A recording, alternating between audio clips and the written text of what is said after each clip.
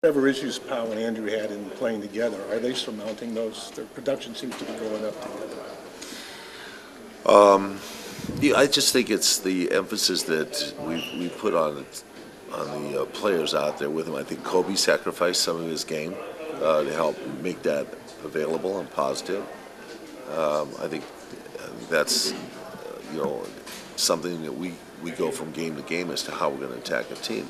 There's another team tonight we're going to want to put pressure on them inside and make them have to deal with Andrew, particularly because they don't have anybody Andrew's size. They are starting millisecond, so they can switch off onto Powell or whatever. Powell's got that advantage, and he's going to have it. But there are going to be nights when Kobe goes again to be the featured guy in this offense, and it's going to lay in his hands a lot of times. But it's great to have the ability to take a rest, not have to work as hard, drop it off to these big guys and let them go to work inside where it's higher percentage things. Just looking at box scores, it looks like Andrew's getting a little better about rebounds, even if he's not getting a lot of scores. I mentioned, in the previous TV thing that I do before the game, that Andrew started coming in 6 weeks, 2 months ago, and really dedicating himself to, I don't know, he lost some strength, he had some injuries, he'd had some things go on, and he felt that he wasn't as strong as he was earlier in the season. He got back and started working on rebuilding his strength, and it's really noticeable right now. He's a lot stronger, and with the length he has, that ability to stop him inside, he can take a foul and put the ball back in the hoop without getting the call, and makes it much easier on the team. Kurt was just kind of like talking about Andrew running the floor.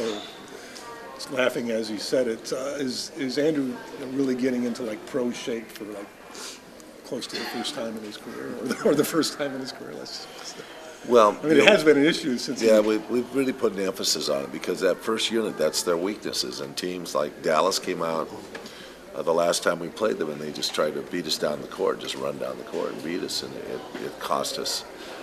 Turnovers turned into easy baskets for them, and that was a criteria in the game, is that not to allow that to happen. Since that game, we've been much better at that.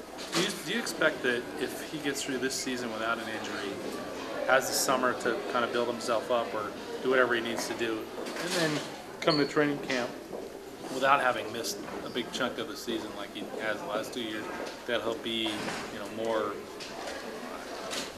of an NBA stud in the middle?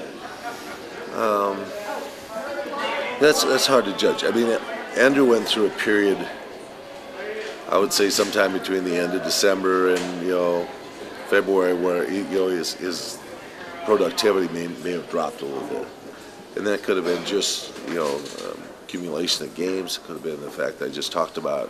Some of the injuries took away some of his strength and his ability to play with the freedom physically. But he knows internally, Andrew believes that he's an all-star center, and he carries that conviction with him, which is a good thing. And it's still a goal of his to be there, and I think that's something that he's got within his reach. It didn't happen this year, but he's got it within his reach. I think that's going to be a goal for him. What's your conviction on that? He's going to be there someday.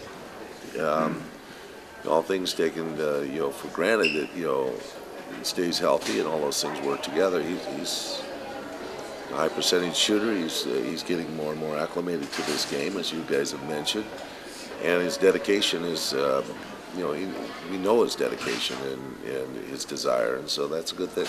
This history of injuries that you mentioned, has there ever been any psychological component that he's had to overcome, and just the next worry of there being another one coming? Yeah, I mean, we just go to Memphis and play a game in January was a concern for Andrew. He had a 6-point night or something like that in Memphis, and he carried the injuries he's had against Memphis the last 2 seasons with him on that road trip. And even though one was at home, the other one was in Memphis. They both happened in January, and so it was like a mindset. So he had to overcome that thought or that suspicion that hid behind him. But I think he's pretty clear with that now.